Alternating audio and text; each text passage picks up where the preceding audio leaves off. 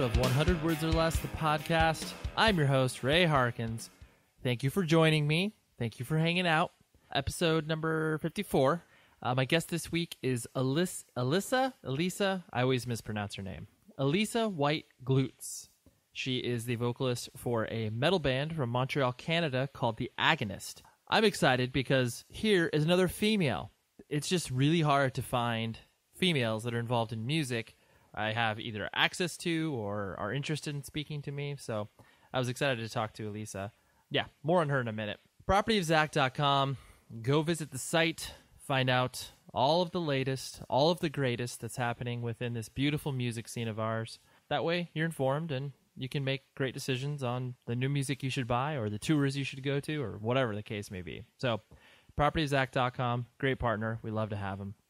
Go to the show's website, 100wordspodcast.com, and if you're feeling oh so generous, go to iTunes, drop us some reviews, whether it's dropping some stars, dropping some kind words. Again, the UK, you're really representing. I don't know what it is, but there's a lot of people that are jumping in and saying some nice things, and I really, really appreciate that. So thank you very much. Continue, if you haven't yet, continue to check that out.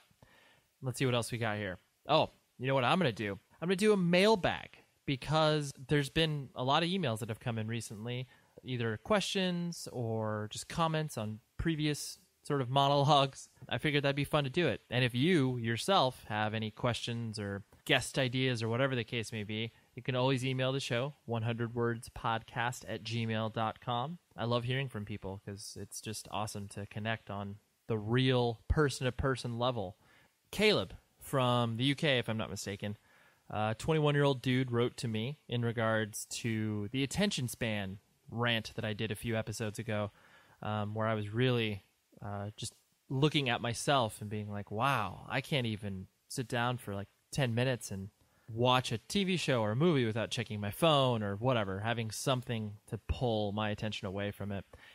He recommended a few books to me. I'm going to start digging into those, just as far as the way that obviously our culture has changed. And we, as the sort of internet generation, even though the age difference between Caleb and I is it's 11 years. So there's a huge difference there. But the fact that he himself, he's challenging himself to try to, like when he goes to a show, to not take a picture to post on Instagram or whatever. He had a lot of cool thoughts, and it made me happy that a person is thinking about these things, because it seems to me that obviously the younger you are, the more socially networked, activated you are. As long as we are making that conscious decision to at least put thought into it, because that's all you can really do. If you decide to be like, okay, whatever, I'm jumping in and I'm in 9 million social networks and I got 9 million things going on, and that's fine, as long as you're comfortable with that. And as long as it's not removing you from the human experience. Thank you for writing, Caleb. Second email, totally blanking on the person's name, but he wrote in and he said he was curious about the kind of makeup of a band, in the sense of, usually you have one or two members that kind of start the band together, and, the friends kind of fill in afterwards, but it's usually the brainchild of, 1, 2, maybe 3 people. And then, how bands deal with member changes, and, not only just from like the stylistic changes that can happen musically, but then also the sort of business side of things, where it's like, how does it work when a band joins? My own personal experience, since I never made a living off of the music that I played, and we didn't really have to worry about this person wrote 25% of the song, this person wrote 10% of the song, as far as the publishing rights is concerned.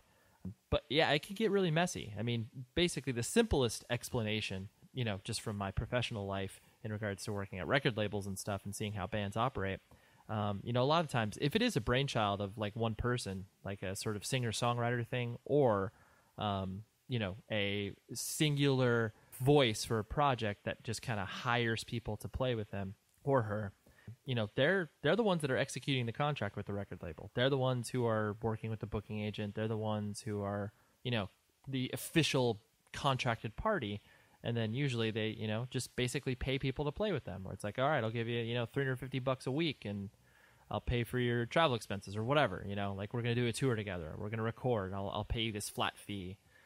Bands, bands, when it's like 2 or 3 people that have kind of started it and are moving forward, you know, the band signs the whole contract where it's like, all right, all 5 members are signing this, and you know, we're stuck to this for a while. And then it can get messy when a person leaves, because there is a clause in most contracts that you know, stipulates that if a person leaves, there is what they call the first right of refusal, which basically, if you leave a band and then you're like, okay, I'm going to start this other band, and this other band gets really successful, and we want to sign a record deal and all this type of stuff, the record label that you were signed to, they essentially have the rights to that music because you signed a contract with them. So you have to submit a demo, and there's this whole process. But I won't get too into the minutia, because this feels like I'm teaching a music industry class right now. The dynamic is very interesting, and it was cool to get that question, because you know, I don't know what people are curious about. So just as a side note as well, I also got hit up from a listener who was interested in kind of, you know, talking about a contract for a band. And that's it. It's just cool. It's cool that people feel like I'm some sort of resource. And yeah, I'm definitely down to help as much as I can. I obviously am a busy person myself, but at the same time, you know, I'll do what I can, because I think obviously we're all in this weird music world together, and independent culture and DIY mentality. Like, you know, we want to help each other to the best of our abilities. So thank you for writing in. And yeah, if I get more emails, this could be like a regular thing, and that would be awesome. Enough about that. Business out of the way. Alissa White-Gluz. She, like I said, is the vocalist for a metal band from Canada called The Agonist.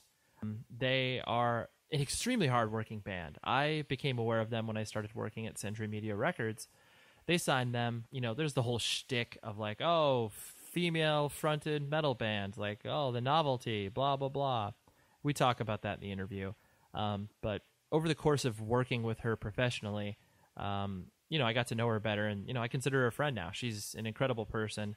She's just insanely active and busy, not only from a band perspective, but just her own personal life. And she's an activist herself, and it's just crazy stuff. And she has a very, very dedicated fan base that's like interested in almost every move that she makes, which is awesome. Like, not everybody who plays in a band has that level of attention, but also the actual ability to correspond with the person. And she takes a lot of time to be, you know, answer people's questions that they may have. And I don't know, it's just it's a very interesting thing, because, I mean, by and large, The Agonist is not a large band. This is not a mainstream successful metal band.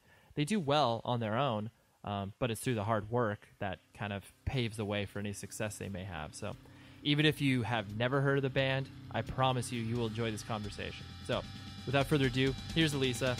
Let's talk afterwards.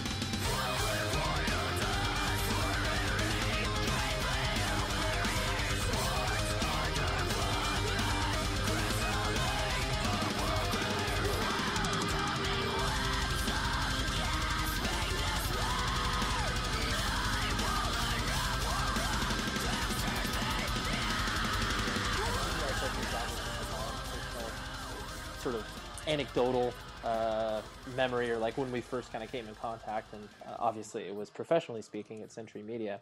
Because prior to working at Century Media, I had never, you know, heard of The Agonist or your musical endeavors. The thing that struck me about you and what you kind of portrayed and what you know, do in the band, because obviously, like, the whole idea of, oh, a female-fronted band, there are so many negative connotations that come with that immediately. Of like, oh, cool. So it's kitschy. It's a gimmick. Good job. The way that you've always approached it, and obviously the way that, you know, the band has always been, has obviously tried to really avoid that and not just be like this kitschy, gimmicky thing. Yeah, exactly. Yeah, and that's what gravitated me towards, like, she seems like she's got a good head in her shoulders, and that's awesome. Like, that's kind of a rarity, especially within music. There's obviously a lot of people who, you know, might not be the sharpest tool in the shed, so to speak.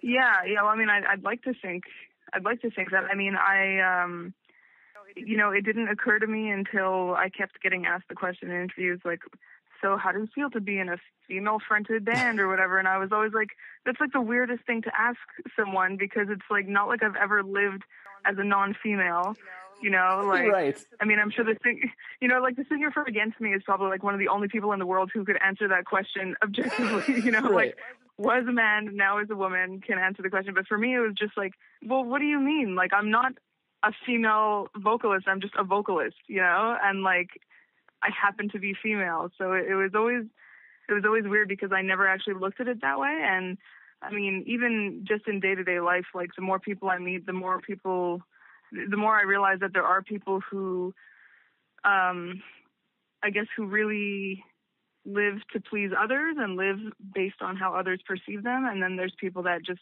sort of do their own thing. And I guess I've never really thought about, hey, I'm a girl, I can get away with things because I'm a girl, or if I wear this, then I could probably gain that or whatever, you know. Right. So it's never really been something that crossed my mind. So I don't think it was. I don't think it's something we even thought that we were going to have to battle against until we got to a certain point, and then we were like, wait, this is a little weird. But luckily, like, all the dudes in my band have the same sort of idea as I do when it comes to what kind of a band we want to be. So. We'll touch on more of that a little bit later, but the easiest place to start beyond what we just did was, you know, born and raised. Are you a Montreal Canadian Quebecian, like since birth? Yeah, I was born in Montreal, and I've lived in Montreal my entire life, and totally lived in like one house until I moved into my apartment a few years ago, and so I've literally been in like one spot my entire life, which is funny to say because I'm actually moving around all the time for tours and stuff. Right. But yeah, luckily I think Montreal is like such a diverse city that you have people from so many different cultures and languages and religions and backgrounds that even if you are just in Montreal, you still get like a little taste of international culture. So yeah. So I've never really felt too sheltered or anything, having lived only in Montreal. That's actually a good point because I remember the first time that I went to Montreal to play a show. I don't know why, but no one, I wouldn't say warned me, but no one kind of like told me that Montreal, because Montreal really does, like you said, it feels like, let's throw as much shit in this city as we possibly can. Everything from, you know, crazy, you know, like sexual fetish stuff to like totally, like you said, you know, a ton of religions and you can all find this in like a matter of like, you know, like 8 blocks. Like, and I remember going there and just being like, wow, like this is such a, it is kind of overwhelming immediately because you're just like, you know, it has the feel of like, you know, any other city, but then it has just so much that's kind of like, you know, right behind it and underneath it. So I could see where you were like, yeah, I'm not feeling like I'm lacking anything, so to speak. Yeah, it wasn't like you were in Omaha, Nebraska being like, yeah, exactly. What's this? Like, I've never even heard of this before. Yeah, it's really crazy for me and scary for me when I encounter people like that because and even Montreal, aside from like Montreal stands out against the rest of Quebec, which actually does tend to be pretty sheltered and closed in with Quebec culture because like the Quebec culture is really defensive against being diluted by other cultures, so to speak. So there are a lot of people, like when we'll tour smaller cities in Quebec, that are they don't understand why I speak English, you know, or they don't understand like that I'm Jewish. Like they just don't get it. They're like, how is that possible? Right. So it's, I mean, even like really not even that far from home, it's something that I've seen, but I find that really like scary to think that there's a lot of people that are being like born and raised without being born and raised, you know what I mean? Yeah. No, it's true. And that, I mean, yeah, you hit on an interesting idea of, I mean, I'll go back to your family and obviously upbringing, but like, you know, you yourself, a lot of people, you know, like they put like a few labels on themselves as far as either like you were just talking about, you know, your religion, obviously like dietary preferences and, you know, straight edge and all these things that you are. Like, you know, you're segmenting yourself into like niches of niches of niches. And it's like it's, you know, in one way, obviously, it's awesome because this is like you're defined by what you have labeled yourself as such. And I'm sure, but I mean, with that, there's obviously a lot of people that look at you and are just like, you know, what the fuck is this girl doing? Like, what is she talking about? Like, not only does she not, you know, whatever, quote unquote, not do this, but she's also this and this and this. Like, I presume it takes a while for people to kind of like wrap their head around you, so to speak. I think it really depends on the person, because there's some people that I meet and right off the bat they're like, oh, you're vegan, cool, I get it. Or, oh, you're straight edge, cool, I get it. But there's some people that like I've known for years, and still every time I see them, they'll be like, hey, you want a beer? And it's like, no, I don't. Or they'll be like, oh, look, I made you a salad. It's Caesar salad. It's vegan, right? It's just like lettuce with this like cream dressing with bacon in it, so it's vegan, right? And so like they don't get it, and so I'm starting to just accept the fact that some people are just not understanding of this, and they're not going to get it, and I'm just like, no, thank you. Like, I just leave it, because I don't have the energy to try to explain it to them, a 100th time. So yeah.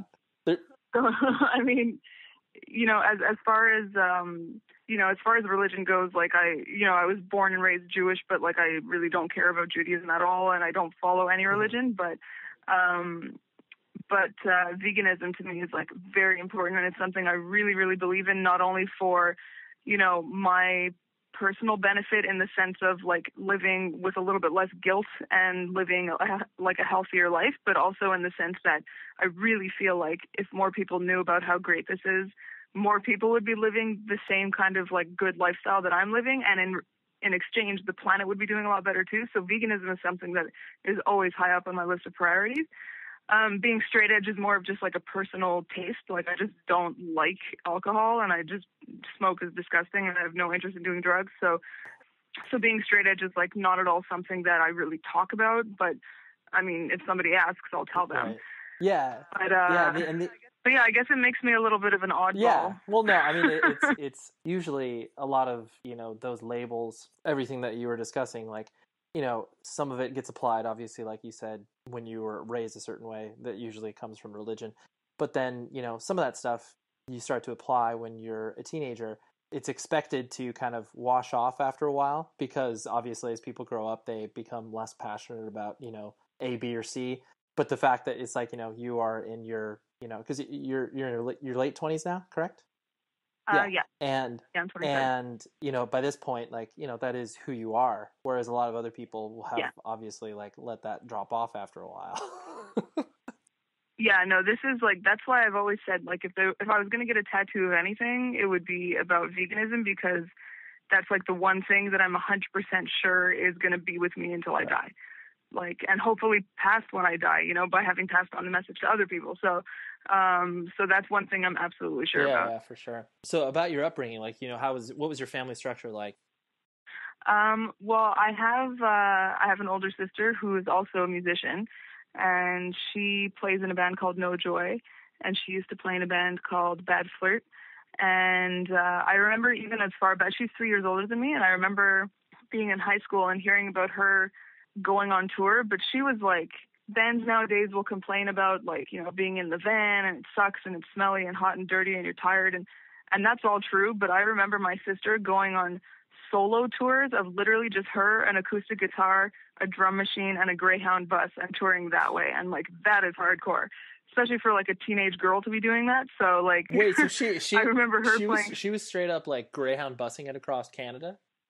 Yeah. Oh, that's impressive. Yeah. And into like New York and stuff like that. So so she's been doing this a lot longer than me. She, I mean, I wouldn't say that she necessarily influenced me, because our music styles are so different, but I remember growing up, her and I would always try to like put on little like musical productions for our parents. I remember at one point, both of us being, I mean, I was probably like 8 years old at this point, but like remaking like whole videos or Nirvana or Pearl Jam videos, like with our like VHS camcorder, like, or like a Alissa Loeb video we did once, like just sort of remaking music videos, always being really into the idea of entertaining. But at that point, we didn't look at it as, I want to be an entertainer. We just sort of thought like, hey, this is like something cool and creative we can do. We would even do stop motion animation using the camera. Like, we would literally turn on the camera for a split second, move a piece of clay, turn it off, move it a little bit more, turn it off, like, and we would do stop motion claymation movies. That's like incredible. That. I'm amazed at how much energy we had for this kind of stuff, and I really wish, like, I really hope these VHS tapes are like still intact and not like all falling apart, because it'd be really funny to watch. But yeah, me and her had like a lot of I mean, we had like a TV series that we filmed, you know, like we had I think probably a radio show. Like we had all sorts of stuff that we did together. Which was, yeah. So was it? And then I also so your relationship with your sister was definitely not like you guys were bosom buddies, as opposed to like oh, this is my little sister that's tagging along to everything I'm doing. You know what? It's funny because we actually were like mortal enemies for like the first 25 years of my life, but we somehow still made all these cool creative things together, but like we weren't friends at all, which is weird, which is really weird because we were like really working well creatively, but I think it was sort of like she like intimidated me, and then I just wanted to go along with it because I was scared. Dude, that's amazing. I could just see you, like, you know, you being 8, her being 11, and then just having this like just like, you know, the animosity is so thick, but she's just like, you know, we need to fucking do this Lisa Loeb video, like. So good. Exactly. It was literally like, I remember even like specific takes of like videos where I'd be walking and she'd be like, why are you doing it that way? Or like there's one like really classic video that my whole family remembers because it's just too funny, where basically she's behind the camera and she's filming me and I'm dancing to a Debbie Gibson song. And there's like a drum set behind me and like guitars and whatever. And so this is like the Debbie Gibson music video. And I must have been like 5 here, like super young. And so I'm dancing and I try to pull off this like crazy spin move. And I end up falling backwards into the drum kit, which, you know, and like cymbals falling and just like a big disaster. And so then you just see me fall. There's like that brief moment of silence that kids have when they're like realizing that they're going to cry. And then I just start crying. And then you just see my sister walk into the frame and continue to dance like in front of me. Like she's like taking over. She's like she's like, you can't handle this. I'll do this. Yeah, exactly.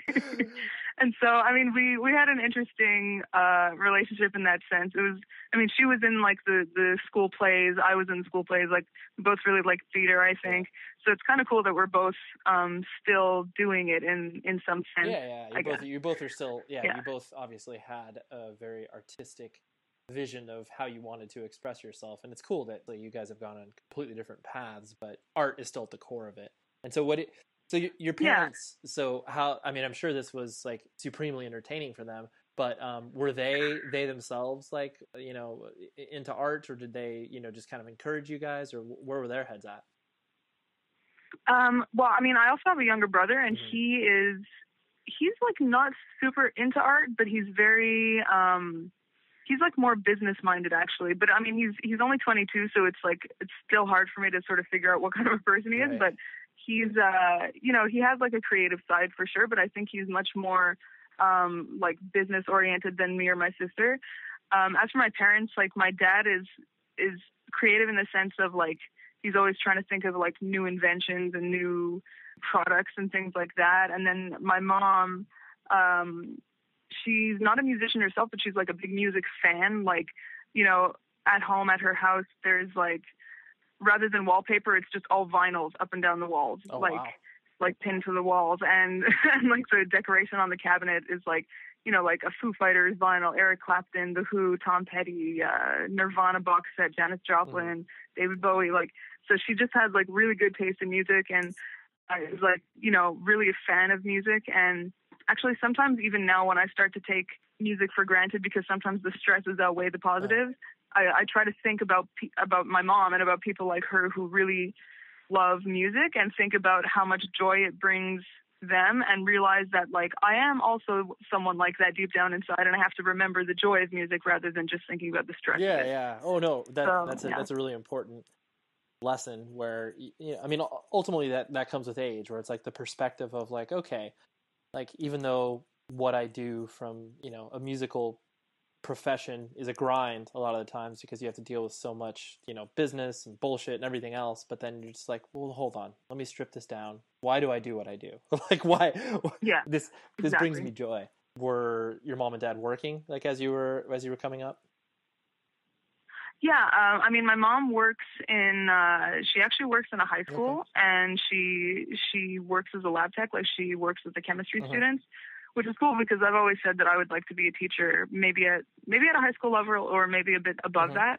And for a while I was working as a teacher to younger kids, like in elementary school, teaching art.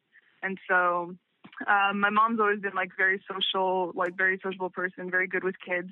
Yeah, I mean, I guess it's interesting because even now my mom is still kind of like my idol, I guess you could say, because I still want to be like in her position one day and be working in a school. So Right. it's kind of cool in that sense. And so then as you started to like go into your developmental years as far as like junior high and obviously going into high school, you strike me as a person that was because obviously just using very stereotypical terms for people that were in high school, like you strike me as like a theater geek, where it's like you would be the person, like you said, that you would be in musicals and that type of stuff. Or did you find yourself having different interests in high school?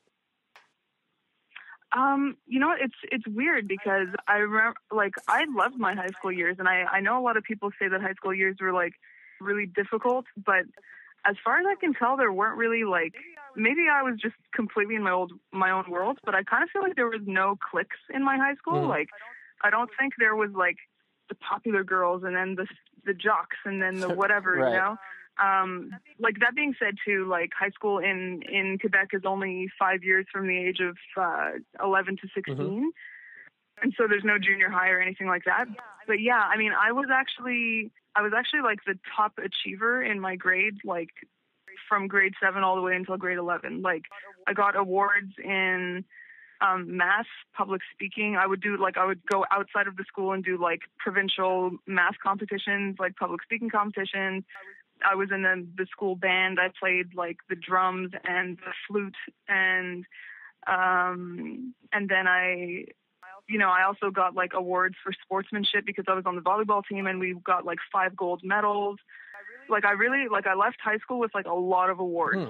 And like I had like the top mark of anyone in the whole school. Like every term there would be like your average would be posted on this like board.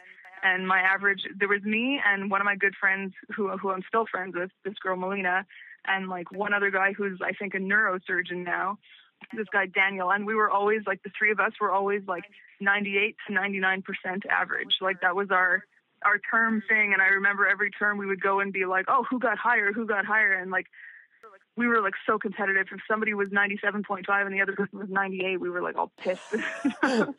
So I think I wouldn't say I was a theater geek totally, because I was.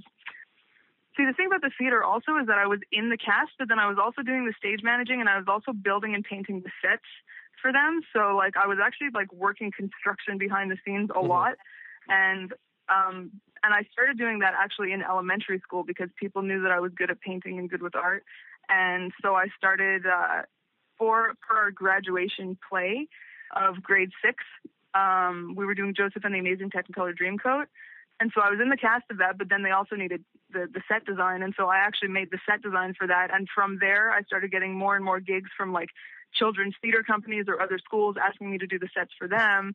And because I was a kid and I didn't know what it was to ask for payment for work that you do, I was just kind of doing it pro bono, and they would give me like, gift certificates to art stores and things like that and as a payment. But when I got a little bit older and I was still doing that, I was like, okay, well, it's about time I start making money off this, because, I've been doing this for a long time already.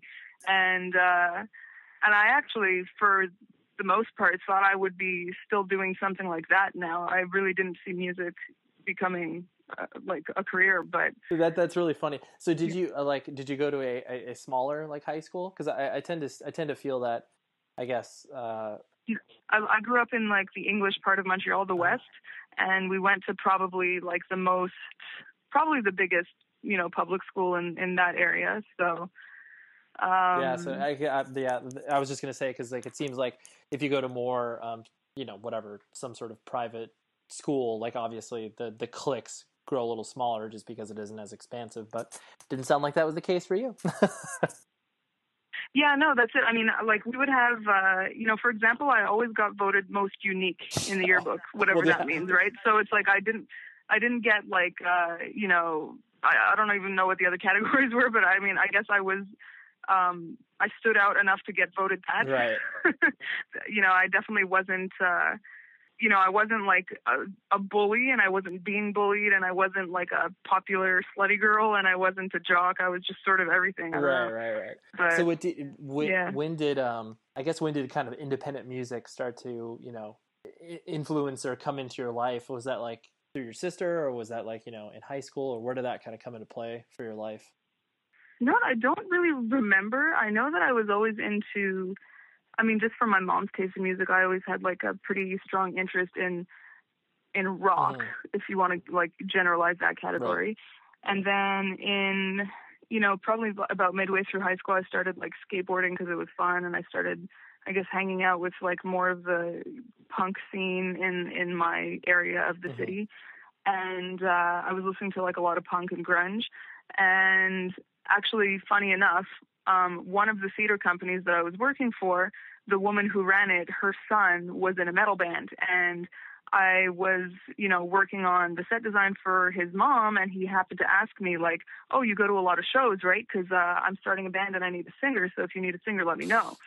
And so I was like, okay, yeah, sure. I go to shows all the time. Like, I was all about local shows. Like, I would go to a local show, like, 3, 4, 5 times a week. And I'm talking like 10, 12 people attending the show, like really small local shows. And so anyways, I asked around for a little bit and I didn't end up finding anyone. And so, I figured I might as well give it a shot myself. I never really had an interest in doing this, but the girl I mentioned earlier, Melina, who actually also played on an Agonist album, she played the piano parts on Lullabies for the Dorm Line. Okay.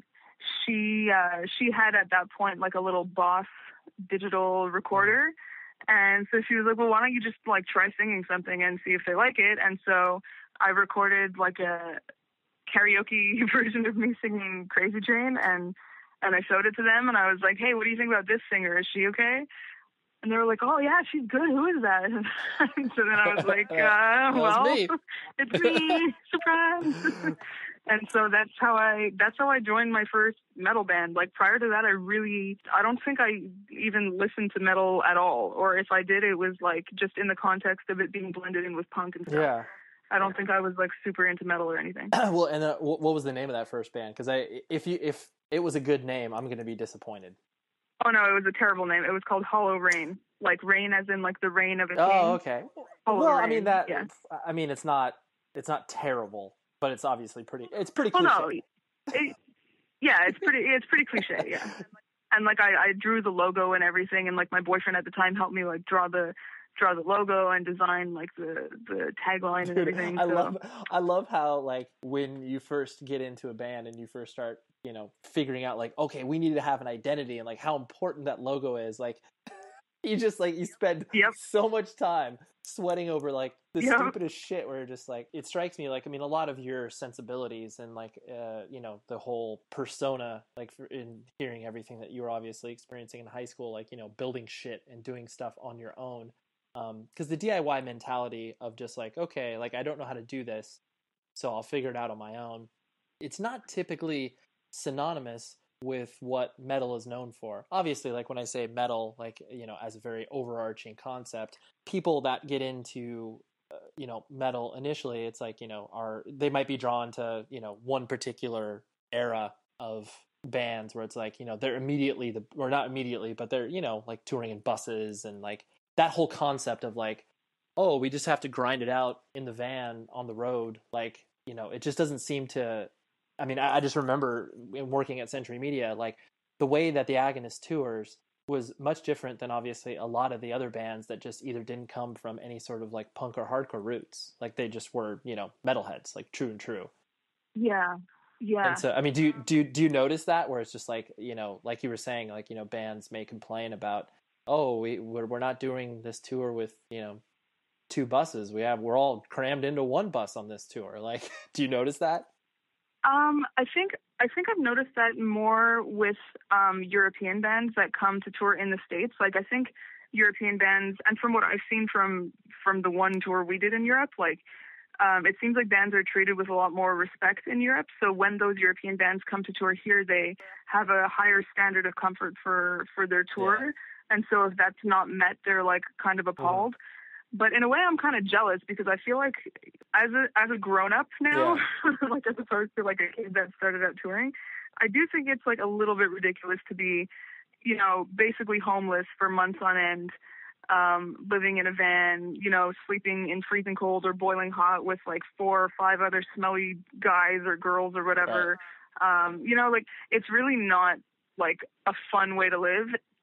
And I think that for me, the fact that I kind of, you know, like it is weird because I even talked to Alex about it, and like to him, it's like his dream was to grow up and see the world playing music, and like that was not my dream at all. Like I don't even think I had a dream. Like, I had a dream. Like the only dream that I had was to get a PhD one day. I want a PhD. And I have not achieved that yet because I haven't achieved it yet, and also because I'm never in Montreal, so so I can't really, you know, do schooling while I'm not in Montreal, or at least not in one spot. Yeah. But that was my dream, you know. So like the music thing, I think because of the fact that I never built it up to be anything, it's like a double-edged sword because on one hand, I never expected anything out of it, so what I do have, I'm grateful for. But on the other hand, because I never expected anything, I'm also like every pitfall that we have like hurts a little bit more because I don't have that, you know, maybe that same drive as other people do. Like, you know, every time we'll like lose out on opportunity or like, you know, have our stuff stolen or just have some sort of a negative whatever about us.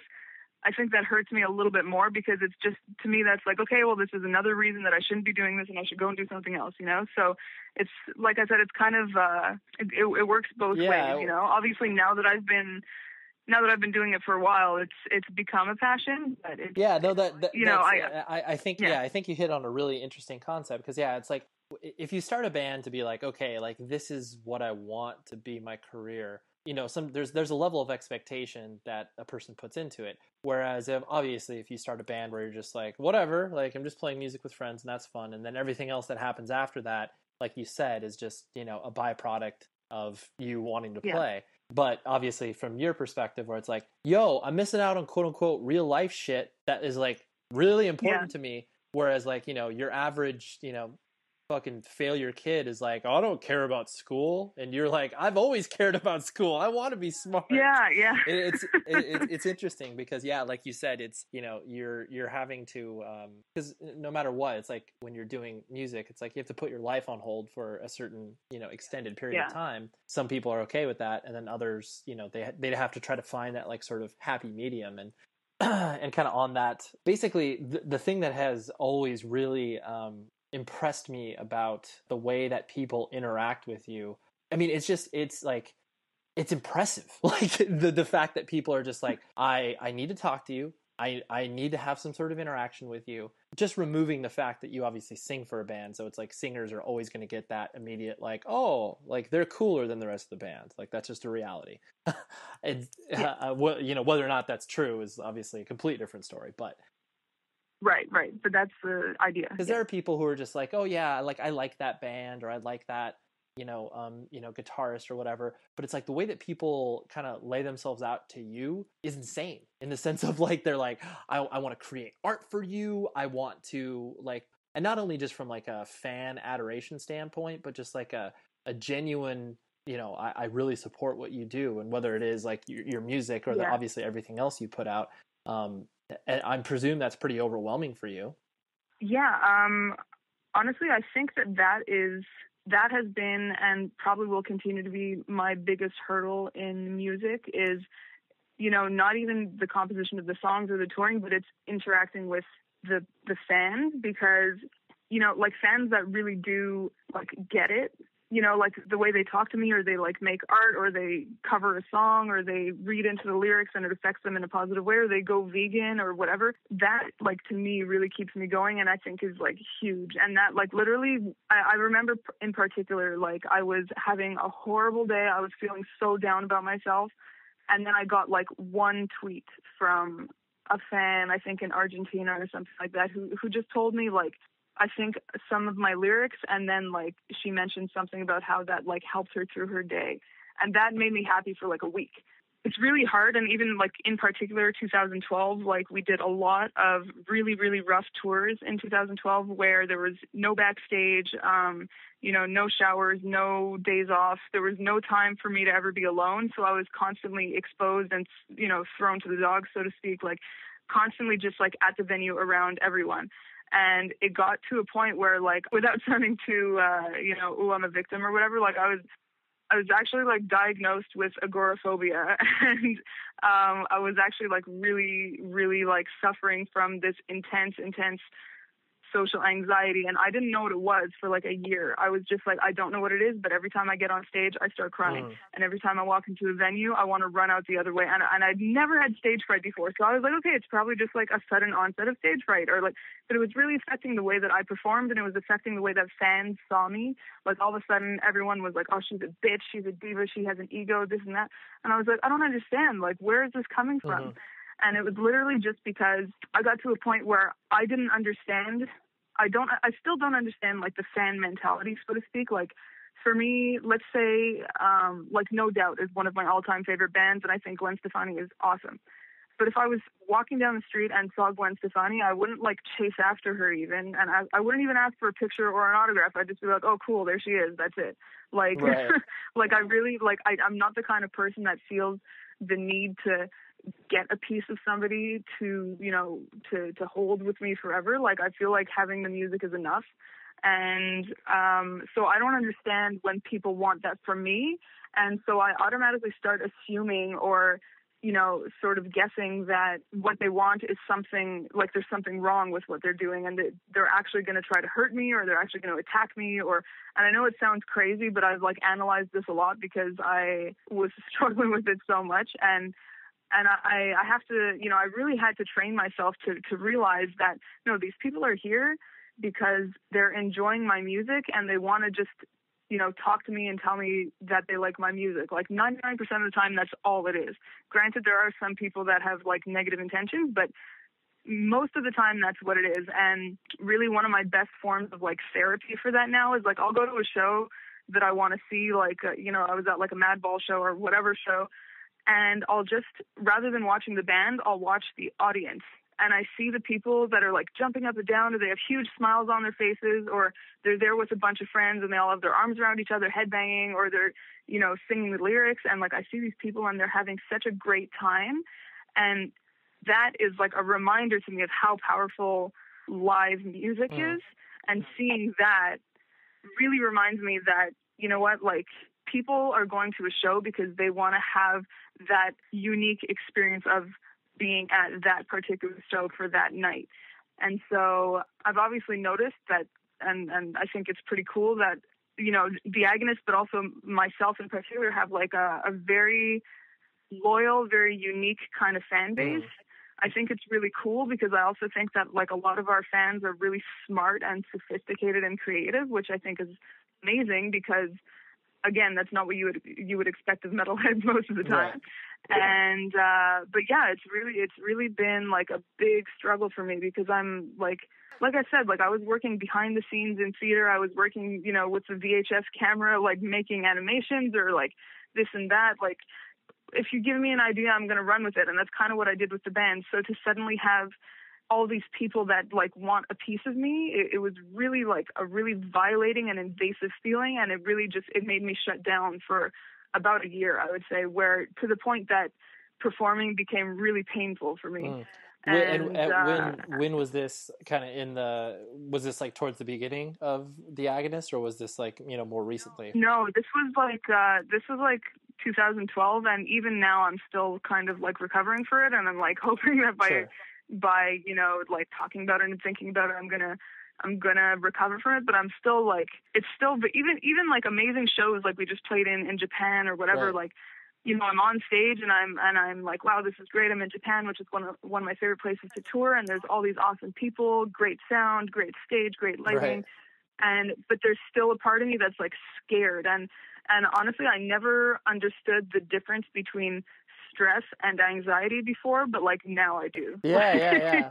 Like, well, no, I mean, there's a big, I mean, I'm really glad you're talking about this, because it's the idea of, performing in a band. It's like, some people are just like either, kind of made for it in the sense of like, that they don't mind being the center of attention or whatever. Like there's elements of a person's personality that make them more predisposed to be able to handle something like that. Unless you're just like this completely egomaniacal person, interactions with people that are just like supremely passionate about, whatever it is you're creating, there's going to be an element of like, oh my God, like I can't handle this. Like you get to a point where it's just like, I am literally the same person as you. Like we're having, like what prevented you 6 years ago from doing the same thing with your friends? Like nothing. I just happened to do it, and it happened. It's happened to lead. Exactly. It's happened to lead me to being in front of you right now. I mean, I think people.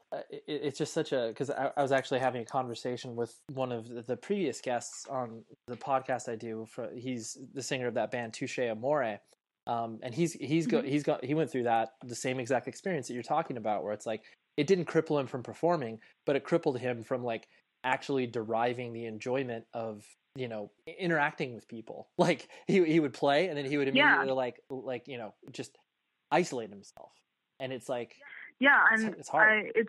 It's a shame, because I feel like if I had the capacity to isolate myself, as in like was actually playing venues that had backstages, then I would have totally done it. But like it got to the point where we would pull up to a venue and there would be no backstage, so I would just sit in the van alone, sometimes just like literally crying for hours, and then I would have to go on stage and perform, and then I would go back to sit alone in the van crying. And the worst part about it is I remember like there was like one case where this is what happened, and fans came and saw me, I guess, through the window and were like knocking on the window for me to open the door. But I was like, this is really crazy because I'm crying right now. So I'm going to open the door and you're going to want to take a picture with me, but I'm crying. So you're just going to have a picture of you standing next to me while I'm crying.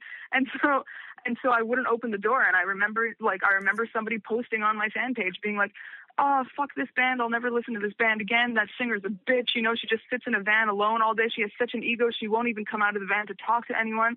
And to me, that was like the hardest thing about it was how badly people misinterpreted the situation of, not only being the singer, but like being a girl singer, being in a rough state of mind. And not only that, like being the only vegan and being the only straight edge person, like it makes a big difference too. Yeah.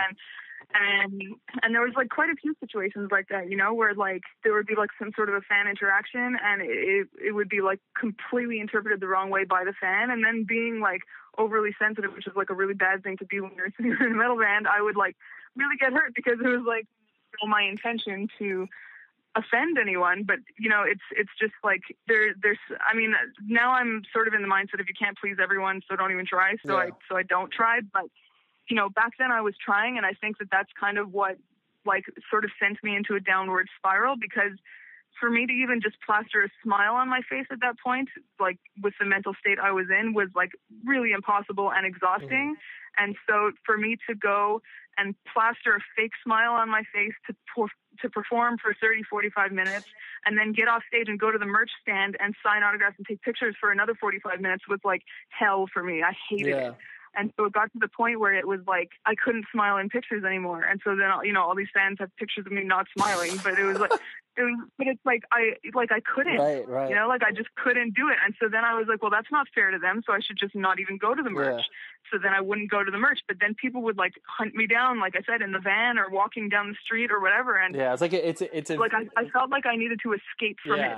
I could not enjoy being there, and I couldn't even enjoy being on the stage, because the stage became, okay, now it's not only one person asking me for something, it's all this whole crowd of people want me to do something for them, and I'm not going to be able to do it up to their standards, and they're going to be disappointed. And so it really, I think like all the pressures sort of came to a tipping point last year, and I tipped over the edge, and it was like really a hard year for me. But well, like at least you were able to back it off and obviously get a perspective on why you're feeling how you're feeling, because because I mean, obviously it could have imploded to the point of where you're just like, fuck this, I can't do this. Like, I am not even, I mean, I'm sure you thought about it and maybe you did it, but like to be able to back off and be like, okay, these are why I'm having these feelings, and this is how I need to process them, and this is how I need to like deal with them in the future in order to like at least still do what I enjoy doing, you know?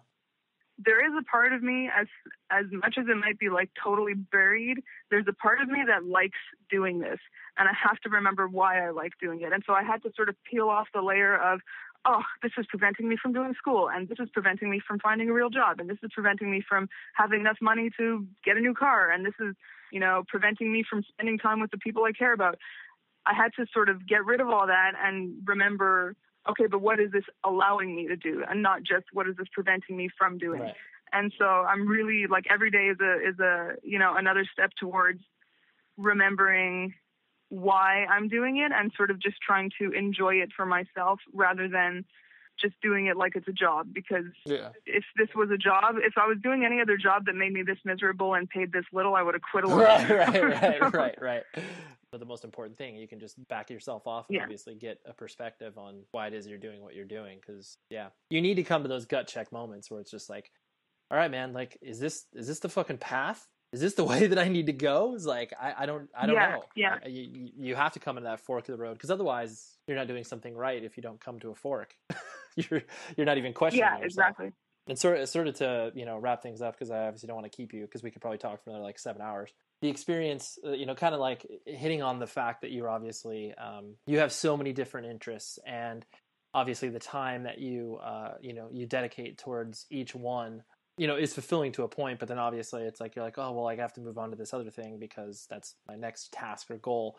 The idea of like, obviously figuring out what your priorities are, and like what becomes like important, obviously, like you said, as you grow older, with that concept of being able to, you know, understand where your priorities lie. How has that obviously changed since you have, you know, not only gone through what you've gone through the past year, but then, you know, as you start to feel that pull where it's like, well, I do, like, there are things that I want to pursue that don't immediately are attached to music. Because when people start to have that feeling and they play in a band, like, they feel like they're like cheating on themselves. Like, they're like, no, but I can't, like, there's this thing that I've been doing for years and it's meaningful, but like, it's also fun to have a real life. How does that all sit like in your head? Like, is it just something that you just obviously like work on day to day, or?